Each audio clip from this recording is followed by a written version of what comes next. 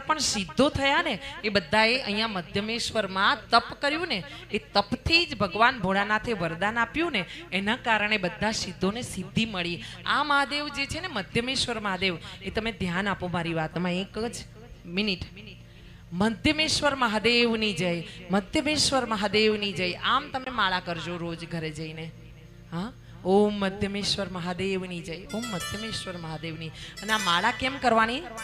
કે તમારા બાળકો કે તમારું કોઈ એક કામ અટક્યું હોય ને, તો ભગવાનને ભોળાનાથને અરજી કરજો, અને પછી આ સિદ્ધિ માટે, એ કામની સિદ્ધિ માટે, એ કામને પાર પાડવા માટે, પૂર્ણ કરવા માટે તમારે મધ્યમેશ્વર મહાદેવનું નામ જાપ કરવો.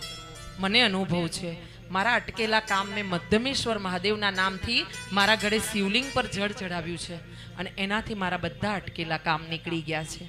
હા, એટલે ત્યારે અટકેલું કામ હોય ને વધારે તો